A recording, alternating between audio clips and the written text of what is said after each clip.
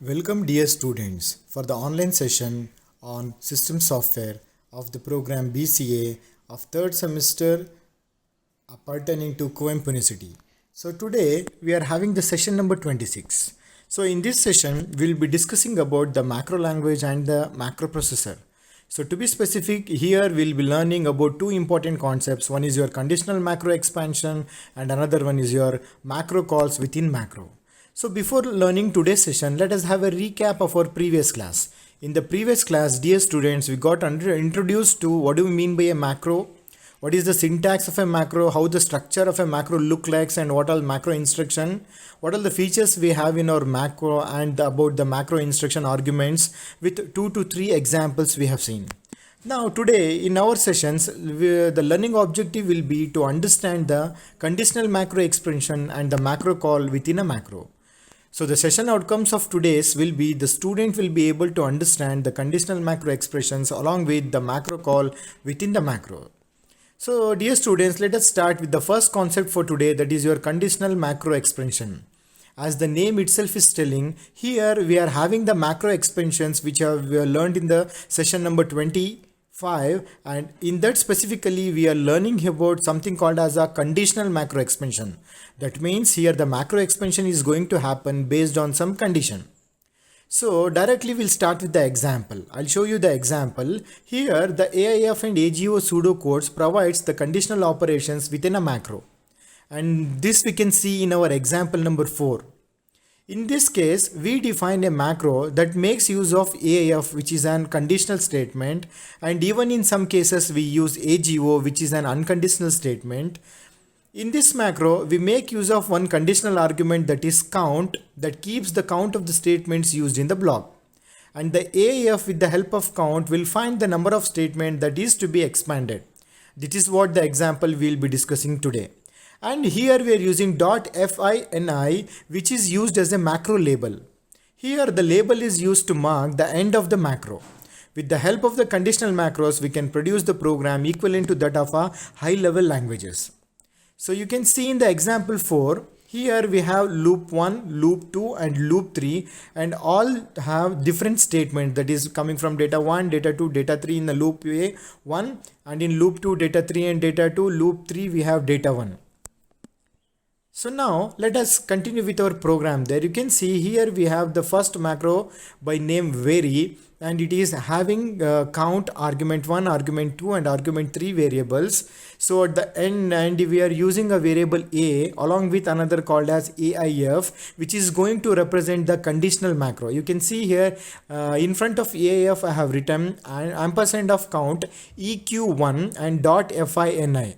So this is what in the previous slide we have got explained, that AIF is a conditional macro and it is going to test if that count value is equal to 1 and .fi represents the end of that particular statement. In the same way, you are using another AIF where it is going to test if ampersand of count is equal to 2 and it is going to end with the keyword, that is the instruction .fini.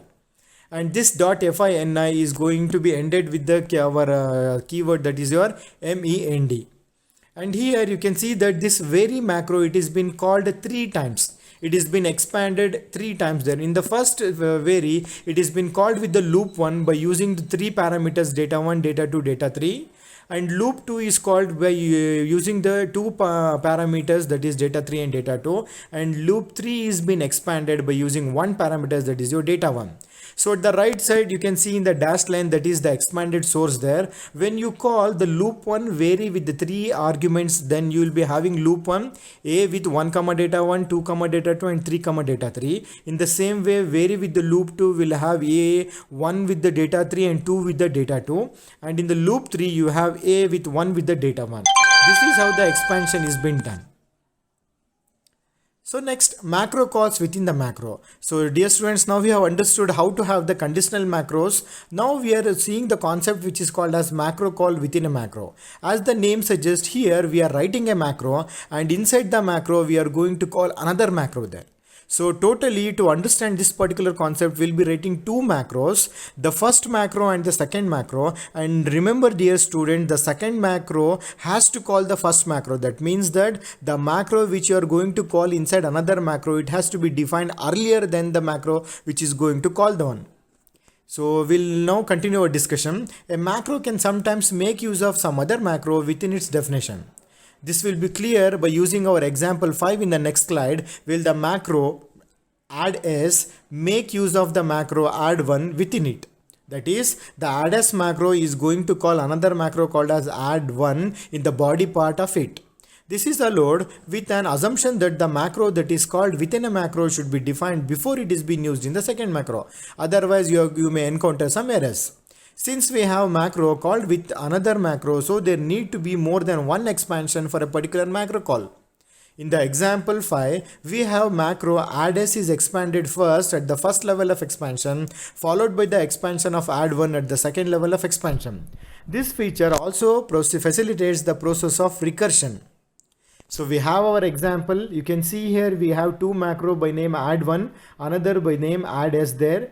See, the add s macro is internally in its body calling the macro add 1. So the macro add 1 is being defined first and the add s macro will be called second. So now in the example you can see the first line is the starting point of your macro and add 1 is the name given to our macro 1 with argument. L, A and ST are being defined within the body of our add 1 and MEND represents the end of the first macro. Then in the line number 6 we have macro again, which represents the starting of the second macro, whose name is add s, which has three arguments 1, 2 and 3 there, and it is going to internally call this add 1, add 1, add 1 three times with the arguments 1, 2 and 3. So therefore we can see here this is a typical example where a macro is being called inside another macro, and we can tell there is a recursion happening in this example.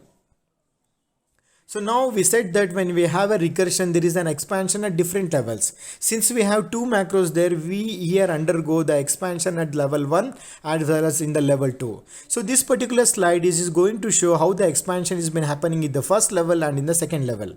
So at the left side you have your source program, just we have seen there. When coming to the second column, you have your expanded source at the level 1.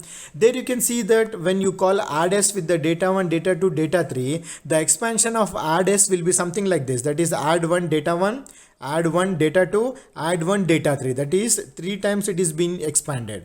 Next, at the expansion level 2, further in the add 1 it is going to call the entire body. That is, in the add 1 you will be having L, A, S, T. In the add 1 for the data 2 you will be having the L, A, S, T expansion, and in the add 1 for the data 3 you have the expansion L, A and S, T. So this is how the macros are being called within another macro. I think, dear students, now you are familiar about the two different important concepts in our macro, that is one conditional macro expansion and macro within macro. So now let's have a MCQ related to the important concept, that is length of your instruction format. The instruction format RR has a length of 2 bytes. In which of the following instruction format the instruction is 3 half words, whether it is the RX, RS, SI and SS. So I think you remember it is in SS instruction format. The third MCQ is in which of the following instruction format the instruction is 1 half a word. So whether it is in RX, RS, RR or SS, and the answer is RR. Load multiple instruction is present in the following instruction format, whether it is RR, RX, RSR, SS, and the answer is RS. And the last MCQ is the instruction format SS has a length of 6 bytes. So dear students, now let us have the session summary. The student is able to understand the conditional macro expansion as well as the macro calls within the macro. So for further references, students, you can refer a book authored by John Donovan, and the title of the book is System Programming.